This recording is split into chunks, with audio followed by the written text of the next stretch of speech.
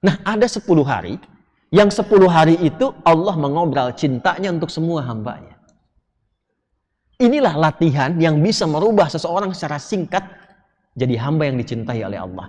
Dosanya bisa gugur saat itu, amalnya naik berlipat, bisa menghapuskan dosa-dosa yang sebelumnya, menutup kekurangan di masa sebelumnya. Kapan itu terjadi? Yakni ayyamul ashr, 10 hari pertama bulan Dzulhijjah. 10 hari pertama. Qala, seorang sahabat bertanya mengklarifikasi, walal jihadu fi sabilillah ya Rasulullah. Ya Rasulullah, apakah jihad fi sabilillah tidak mampu juga menandingi keutamaan di amalan 10 hari pertama bulan Dzulhijjah ini? Qala, beliau bersabda, walal jihadu fi sabilillah, bahkan jihad fi sabilillah pun tidak bisa mengungguli keistimewaan amalan di 10 hari pertama ini. Ada 10 hari saja, setiap tahun datangnya cuma sekali 10 hari ini. Kalau nggak dimanfaatkan, rugi. Dan hisabnya berat nanti. Bagaimana kalau di hadapan Allah kemudian ditanya, saya sudah berikan kepada kamu waktu yang tidak saya berikan kepada yang lainnya. Kenapa nggak kamu manfaatkan? Di situ saya berpeluang mencintai engkau. Di situ saya akan ampuni dosamu. Tapi engkau nggak minta ampun. Nah, itulah 10 hari pertama di bulan Dzulhijjah. Siang dan malamnya. Siang dan malamnya. Maka penting bagi kita untuk mengetahui awal Dzulhijjah ini dan mengoptimalkan amalan itu sampai setidaknya 10 hari pertamanya. Apa yang jadi amalannya cepat? Kalau sudah sampai di waktu ini, apa yang menjadi amalan yang bisa kita optimalkan? 1. Langsung saja berdasarkan hadisnya.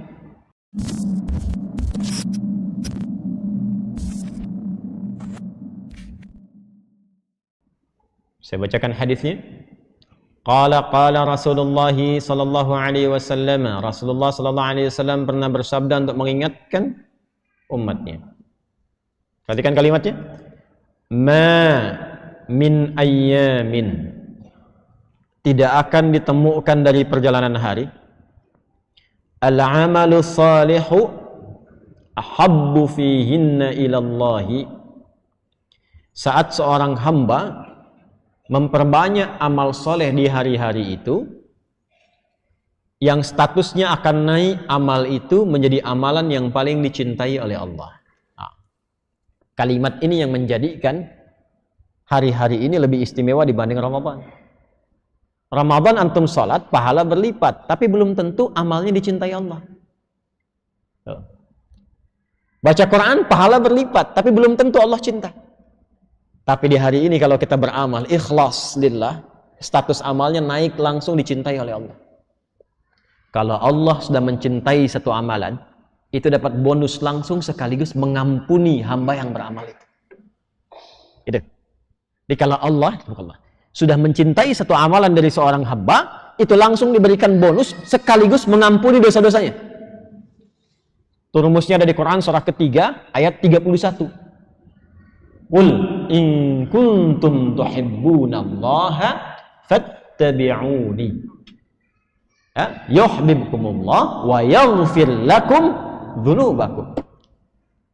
Katakan Muhammad SAW, kalau kalian serius mencintai Allah, katakan pada umatmu, kalau serius mencintai Allah, maka mendekatlah kepada Allah lewat jalan yang ditunjukkan oleh Rasulullah. Makanya syahadat kita itu terangkai, asyhadu an la ilaha illallah wa asyhadu anna Muhammadan Rasulullah. Ini nggak usah aneh-aneh. Salatnya ikut bagaimana Rasulullah contohkan. Salamnya assalamualaikum warahmatullahi wabarakatuh. Itu yang contohkan Nabi, bukan salam yang aneh-aneh. Ya, hindari dosa besar. Zina nggak bisa ditebus dengan uang. Ya, nggak usah aneh-aneh. Jadi diikuti apa yang dicontohkan oleh siapa? Rasulullah. Kita konsisten melihat seperti yang Nabi contohkan. Makanya Nabi itu utuh contohnya, bukan cuma di sholat. Semua utuh dari Nabi itu, dari ujung kepala sampai ujung kaki. Ada bab tentang melihat. Pernah kita dengar tuntunan Nabi tentang melihat? Ada bab tentang bicara, ada bab tentang mendengar, ada semua. Dan wujudnya eksis, ada itu. Dan total. Di rumah tangga, Nabi berumah tangga. Nabi Isa nggak bisa jadi contoh di rumah tangga karena nggak nikah. Nabi Isa nggak bisa jadi contoh berbuat baik pada ayah karena lahirnya tanpa ayah, ibu saja. Nabi Muhammad itu lengkap semuanya ada. Bahkan ketika ditemukan keluarga misalnya, ya, yang ada masalah di dalamnya seperti Abu Lahab, ada contohnya juga. Bagaimana cara mendakwahinya? Itu lengkap semua. Karena itu disebut uswah. Ya, Quran surah 33 itu ayat 21, laqad kana lakum fi Rasulillahi uswatun hasanah. Uswah itu keteladanan yang kalau diteladani jadi teladan lagi. Itu uswah. Makanya semua yang meneladani Rasulullah itu pasti jadi teladan. Pasti itu. Walaupun statusnya bukan sahabat, bukan tabi'in.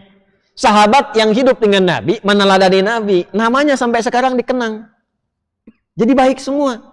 Padahal sebelum ikut Nabi, kenal Nabi, tapi nggak ikut Nabi. Itu jelek perilakunya. Ada yang jelek. Coba cek Umar bin Khattab. Coba cek Khalid bin Walid. Sebelum ikut Nabi.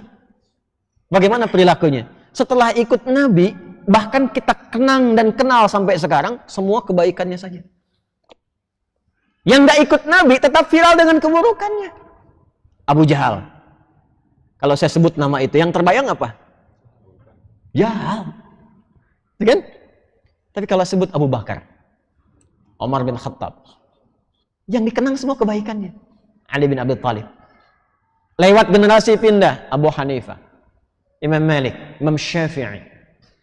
Pindah terus sampai yang istiqamah mengikuti Nabi. Dari kalangan-kalangan misalnya pengajar, ulama. Al-ulama warathatul anbiya. Baik kan? Sepanjang ikut Nabi, ulama lisannya lembut. Ya. Fatwanya menenangkan, mengarahkan pada kebaikan. Itu jadi teladan. Jangankan itu, ikut satu aja bagian. Lisannya kah, pandangannya kah, telinganya kah, itu demi Allah saya katakan jadi teladan. Itulah Rasulullah. Nah, kalau sudah dicintai, diikuti Nabi, cinta Allah turun. Yuhibbukumullah wa yaghfir lakum dzunubakum. Langsung dosanya digugurkan oleh Allah sebesar apapun. Nah, ada 10 hari, yang 10 hari itu Allah mengobrol cintanya untuk semua hambanya. Inilah latihan yang bisa merubah seseorang secara singkat jadi hamba yang dicintai oleh Allah. Dosanya bisa gugur saat itu, amalnya naik berlipat. Bisa menghapuskan dosa-dosa yang sebelumnya, menutup kekurangan di masa sebelumnya. Kapan itu terjadi? Yakni ayyamul ashr. 10 hari pertama bulan Dzulhijjah. 10 hari pertama. Qala, seorang sahabat bertanya mengklarifikasi, walal jihadu fi sabilillah ya Rasulullah. Ya Rasulullah, apakah jihad fi sabilillah tidak mampu juga menandingi keutamaan di amalan 10 hari pertama bulan Dzulhijjah ini? Qala, beliau bersabda, walal jihadu fi sabilillah, bahkan jihad fi sabilillah pun tidak bisa mengungguli keistimewaan amalan di 10 hari pertama ini. Illa, kecuali satu amal saja. Rajulun kharaja bimalihi wa nafsihi wa lam yarji' min dzalika bi syai'. Seorang yang berjihad karena Allah dengan hartanya, dengan jiwanya sampai wafat dia tidak kembali lagi. Nah, banyak jihad ini maksudnya. Ya, ada jihad beramal saleh, jihad untuk mengajar, sepanjang tidak ada tuntutan secara militer yang dibenarkan oleh qadhi, ada qadhinya, bukan tiap orang memutuskan. Balik.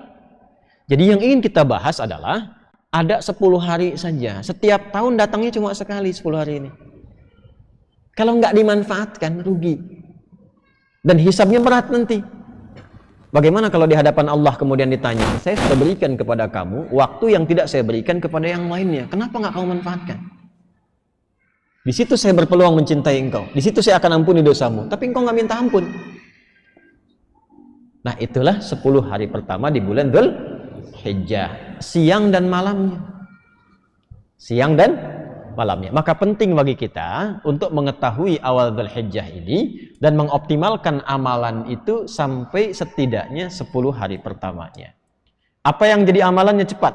Kalau sudah sampai di waktu ini, apa yang menjadi amalan yang bisa kita optimalkan? Satu, langsung saja berdasarkan hadisnya. Kalau kita baca riwayat serupa, yang riwayatnya Imam Ahmad bin Hanbal di musnadnya, maka ada tambahan dengan amalan.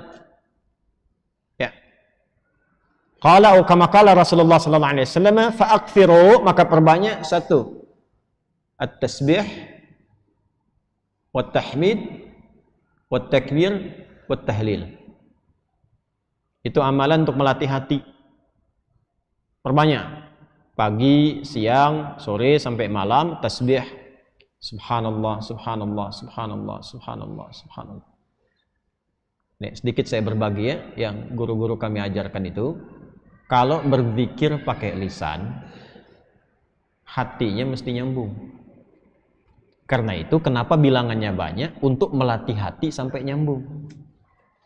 Gitu. Makanya disebut zikir. Zikir itu nyambung, artinya ingat. Zikir itu ingat, diucapkan berkali-kali itu untuk menyentuh hati supaya ingat. Antum saya ingatkan, besok hari Senin ya. Ya. Besok hari Senin. Besok hari Senin. Besok Bu hari Senin. 4 kali saya ingatkan, ndak ingat juga. Itu kalau bahasa Jepang itu tong teingen namanya. Masa 33 kali nyebut nggak ingat juga? Maka dari itu ulama itu karena tajam hatinya, firasatil mu'min haqqa. Firasat orang beriman itu kalau semakin dekat dengan Allah semakin tajam. Lihat si fulan datang ingin perbaiki hati. Ya, oh, udah kamu istighfar aja 100 kali.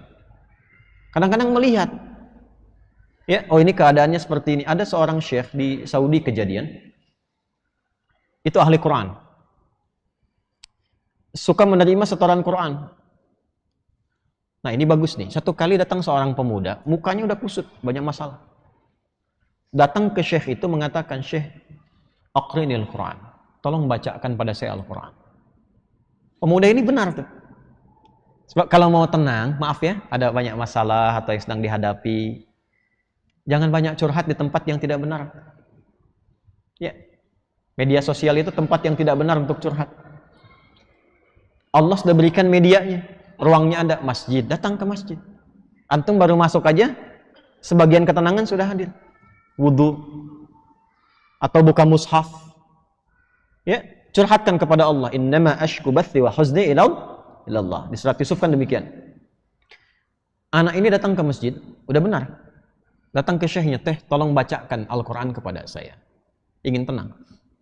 Kata syekhnya, saya sedang nerima murajaah ini dulu. Kamu ambil wudu, sholat dulu 2 rakaat di situ. Nanti setelah selesai saya bacakan kepada kamu Al-Quran. Ini kisah nyata.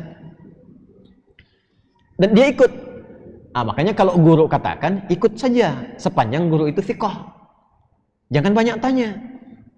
Kalau gurunya thiqah, sanad ilmunya tersambung pada Rasulullah, udah sami'na wa ata'na, bukan sami'na wa nanyaina. Kalau gurunya thiqah, itu thiqah. Makanya di Timur Tengah itu ada kualifikasi, ada ustaz, ada da'i, mubaligh, ada alim, ada mufti, ada qadhi. Kalau mufti sudah ngasih fatwa, jangan ditanya, itu aib. Apalagi ilmunya nggak nyampe. Ya, cuma problemnya kan di kita disebut ustaz semua. Sehingga sulit bedakan mana yang thiqah, mana yang tidak thiqah. Tapi kan kelihatan. Dari kapabilitasnya, latar belakangnya macam-macam. Kalau ada orang thiqah, ikuti. Itu diikuti wudhu beliau, langsung ke bagian terdepan sholat, saf depan. Nah, si guru ini ketika melihat itu, sengaja agak dilamakan tuh yang merojaah, tambah lagi sampai 30 menit. Ya, begitu selesai si pemuda itu sholat 2 rakaat dan dia menunggu sambil baca Quran, dia baca, dipanggil oleh syekhnya setelah selesai. Ta'al ya. Begitu datang, sekarang sudah selesai, saya ingin bacakan pada engkau Al-Quran. Apa kata anak muda itu? Sudah Syekh, saya sudah merasa enak sekarang, terima kasih katanya. Tidak jadi dibacakan Quran, langsung pulang. Muridnya penasaran, Syekh, apa yang terjadi? Perhatikan baik-baik, jaga kalimatnya ya. Perhatikan baik-baik. Saya melihat ketika dia datang, itu rohnya sedang lapar. Rohnya sedang lapar. Ini bahasa majas maksudnya. Karena saat masuk tadi mukanya itu kusut. Tapi begitu dia sholat, baca Quran, datang lagi mukanya sudah cerah. Kelihatan. Orang kan kalau punya beban dengan tak punya beban dari wajah kelihatan kan? Ya? Jawabannya sederhana. Saya melihat rohnya sedang lapar. Di tubuh manusia itu kan ada 3. Ada fisik, ada akal, ada roh. Masing-masing butuh makanan.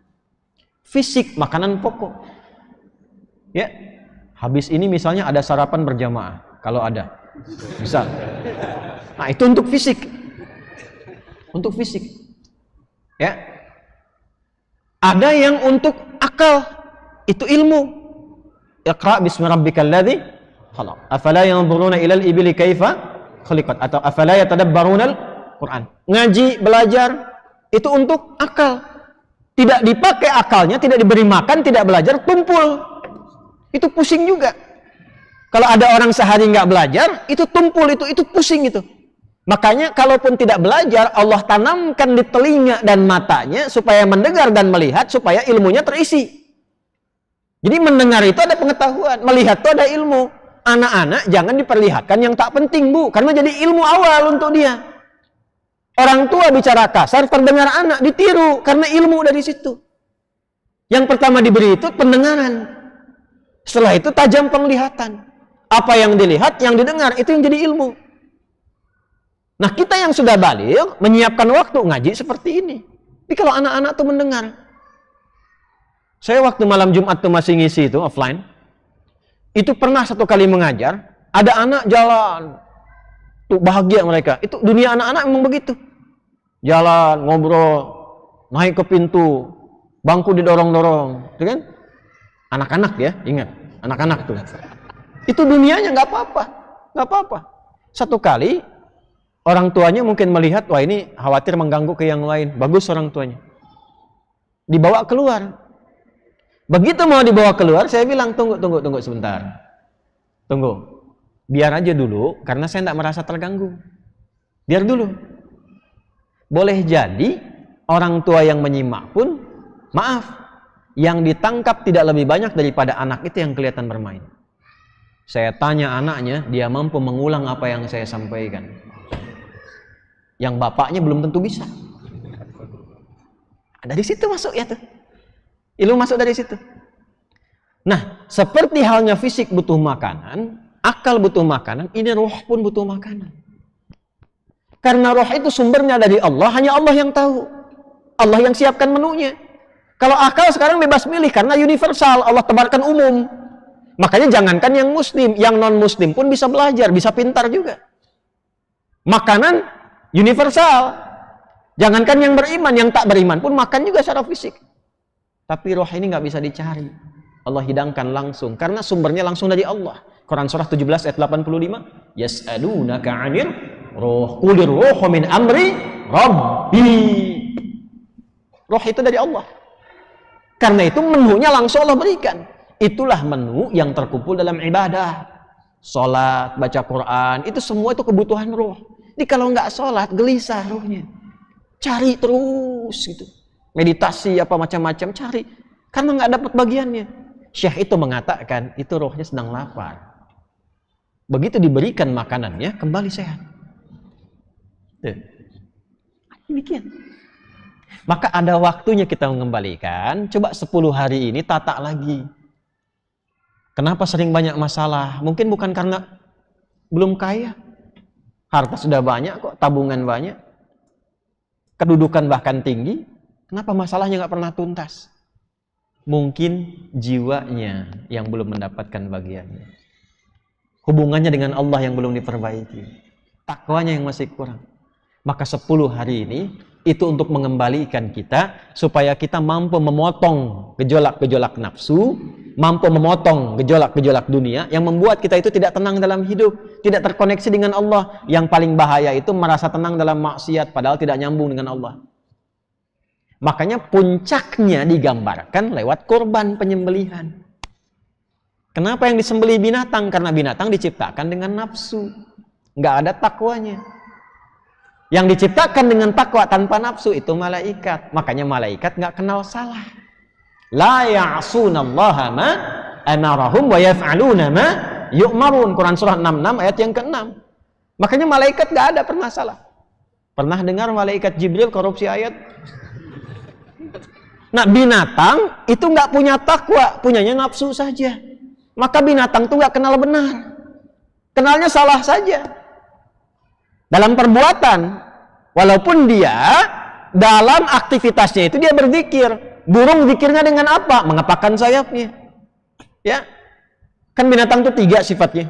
Ada yang jadi hiasan, ada yang dikonsumsi, ada yang untuk dipekerjakan. Dipekerjakan sapi, kerbau, bajak sawah. Untuk hiasan, burung merak, itu hiasan, bukan untuk digoreng. Coba lihat tuh ya, betul kan? Ada untuk hiasan. Ada yang sifatnya untuk dikonsumsi.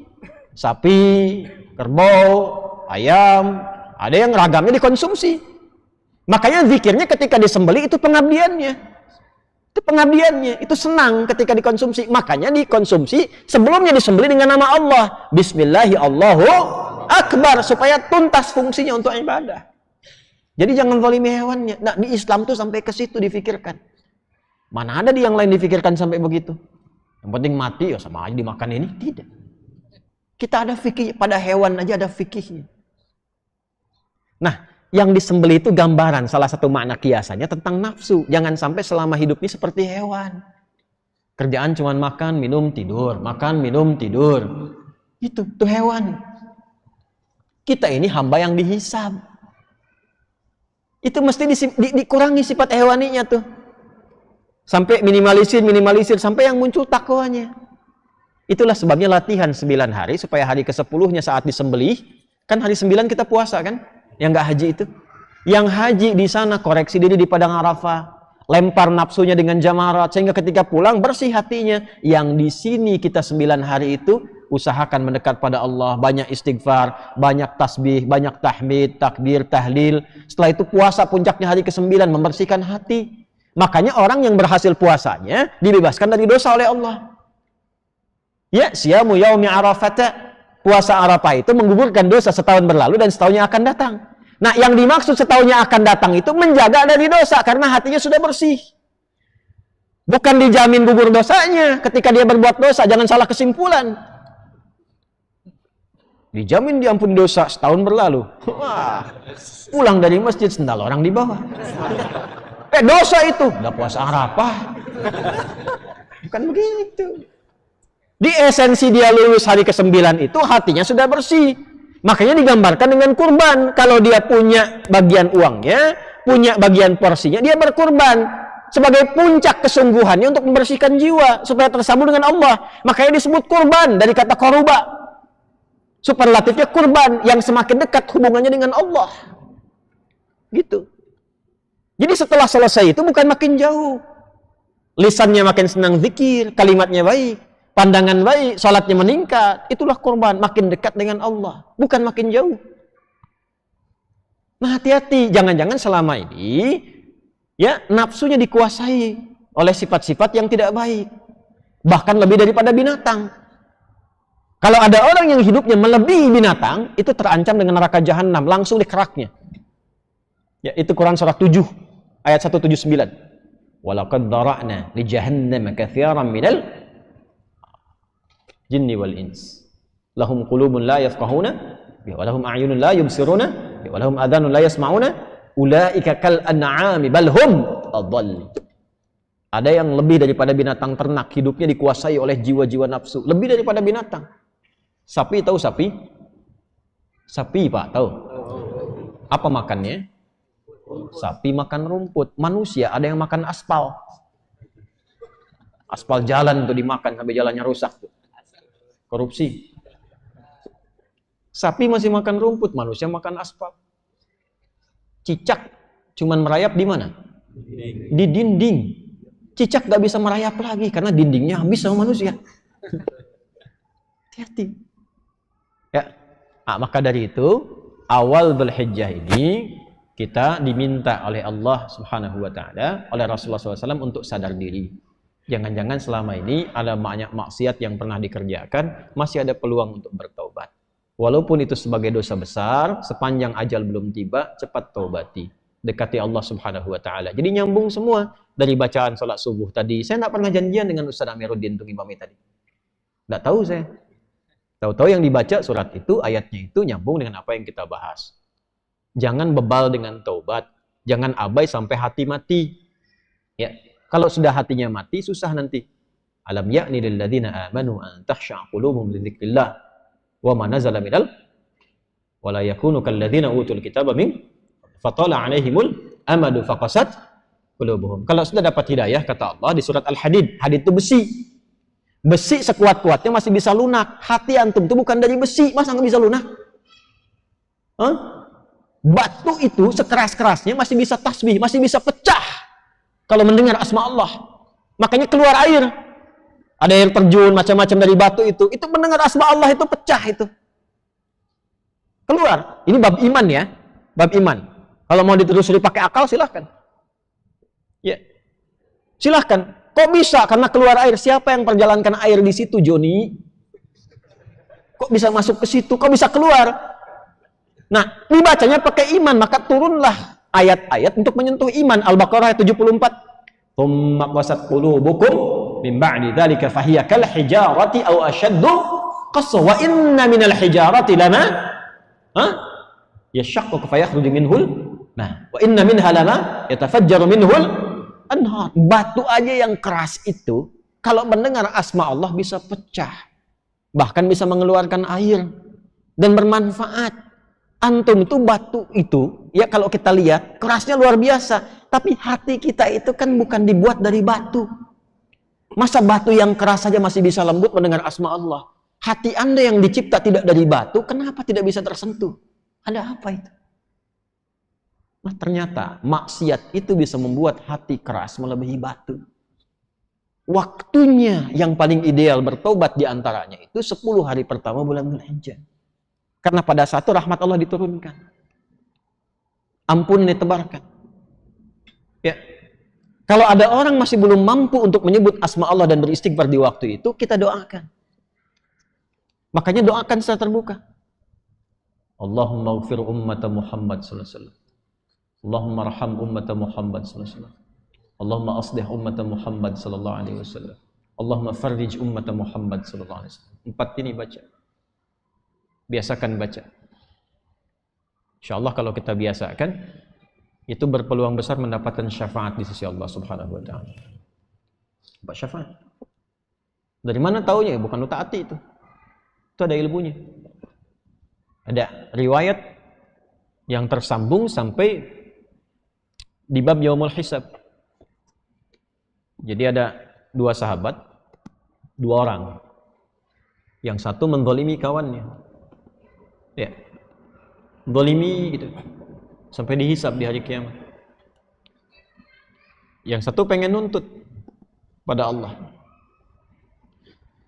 Yang namanya sahabat itu kan pasti walaupun ada masa-masanya bertengkar, tapi ada kan periode yang baik-baiknya yang dikenang. Makanya Sayyidina Ali bin Abi Thalib radhiyallahu taala anhu pernah mengajarkan, kalau saling menyukai, ini menyukai dalam arti berteman baik ya. Kalau saling menyukai, berteman baik, yang sewajarnya saja. Jangan berlebihan. Nah, sewajarnya ini standar agama. Ya, standar agama itu tinggi sekali. Saling berbagi, saling memperhatikan dalam kebaikan, ya. Nah, sewajarnya itu yang dimaksudkan. Jangan berlebihan. Khawatirnya nanti saat ada kebencian, kembalinya lama.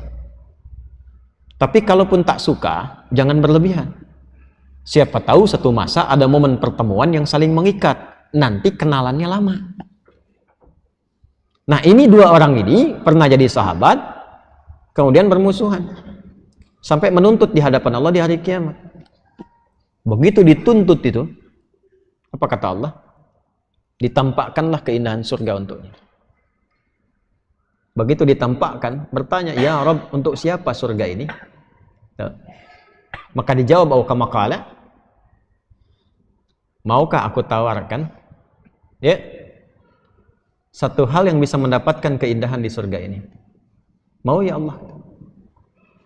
Maafkan dia dan cepat gandeng tangannya masuk ke dalamnya.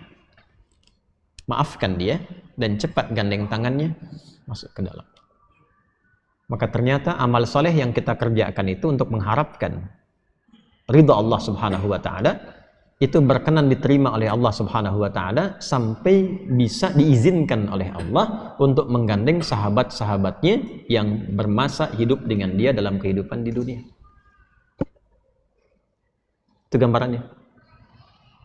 Dan itu nanti termasuk bagian dari ayat-ayat Quran yang di Quran surah ketiga Ali Imran ayat 133 sampai 134. Wasari'u ila maghfiratin min rabbikum wa jannatin 'arduhas samawati wal ardu 'iddat lil muttaqin. Siapa orang yang berpeluang mendapatkan surga seluas langit dan bumi itu? Alladzina yunfiquna fis sarra'i wal dharra wal kadhimina ghaidha wal 'afina 'anil nas. Wallahu yuhibbul muhsinin. Karena itu kita mesti melatih hati. Ya, supaya kebaikan itu meluas, jangan pada diri pribadi saja. Kalau mau soleh, bagus, tapi jangan kurangi kesolehan dengan banyak mencela orang, supaya banyak salah keluar juga nanti. Lebih baik kita doakan. Dan kita tidak dituntut untuk hasil dari mereka, yang penting kita ikhtiar. Nah, 4 ini tadi. Allahumma ighfir ummata Muhammad. Allahumma ighfir ummata Sayyidina Muhammad SAW. Allahumma arham ummata Sayyidina Muhammad SAW. Allahumma aslih ummata Sayyidina Muhammad SAW. Allahumma fardij umat Sayyidina Muhammad SAW. 4 ini biasakan. Ya Allah, mohon ampuni dosa-dosa umatnya Nabi Muhammad SAW. Ya Allah, mohon sayangi umatnya Nabi Muhammad SAW.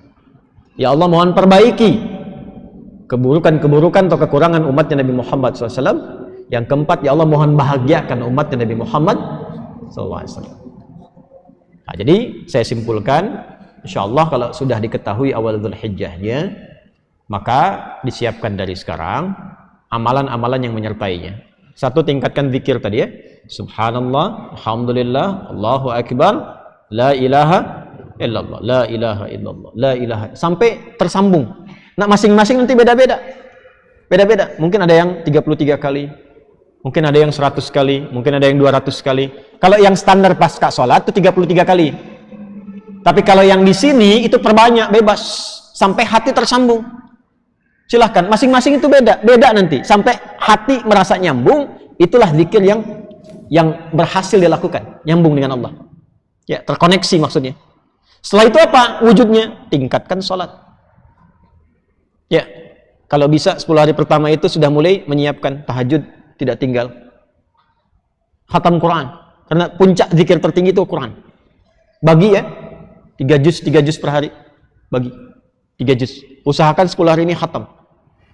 Kalau bisa 9 hari tutup dengan Arafah itu, puasa Arafah, hari ke-9 itu, ya, itu usahakan khatam Quran. Sehingga malamnya tinggal bertakbir. Sampai besoknya, sampai sholat Id. Kalau bisa dikerjakan, istighfar banyakkan, tasbih, tahmid, takbir, tahlil, Al-Quran dikhatamkan, tahajud tak tinggal, puasa ditutup hari ke-9, insya Allah kalau ikhlas, itu hari ke-10 hati sudah bersih. Dosa gugur. Dan berubah jadi orang baik. Itu yang diinginkan oleh Allah Subhanahu wa taala. Tugas saya sudah selesai menyampaikan, tinggal bab fikih yang terkait dengan kurban. Insyaallah mungkin nanti saya buka juga agak terbuka, tapi yang kita punya program kurban itu ada tebar kurban, itu ada buku yang saya bagi supaya ada ilmunya saat berkurban. Kemudian juga ada Zoom nanti supaya amal-amal melekat pada kurban itu apa yang harus dilakukan. Mudah-mudahan nanti juga bisa dibuka supaya yang lain juga bisa mengetahui.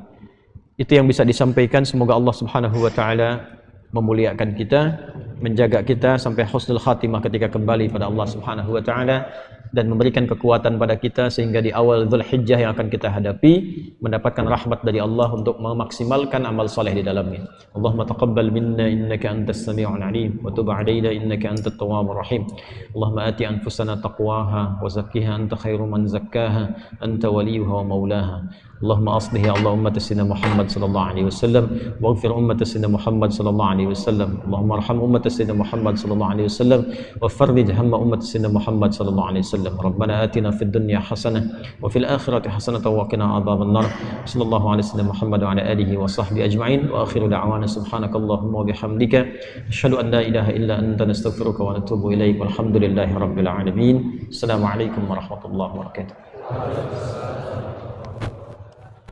Assalamualaikum warahmatullahi wabarakatuh.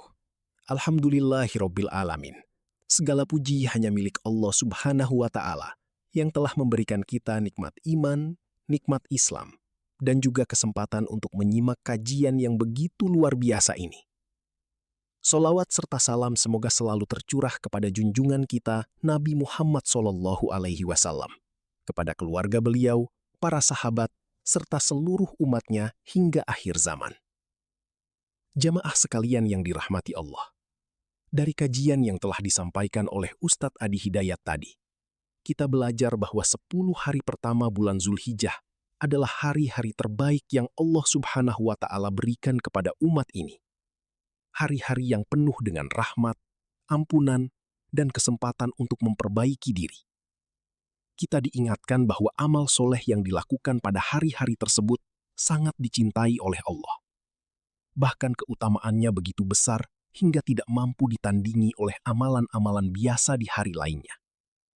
Maka jangan sampai kesempatan yang datang hanya sekali dalam setahun ini berlalu begitu saja, tanpa kita isi dengan ibadah terbal. Ustadz Adi Hidayat juga mengingatkan bahwa hati manusia membutuhkan makanan, sebagaimana tubuh membutuhkan makan dan minum. Makanan hati itu adalah zikir, sholat, membaca Al-Quran, istighfar, dan mendekatkan diri kepada Allah Subhanahu wa Ta'ala.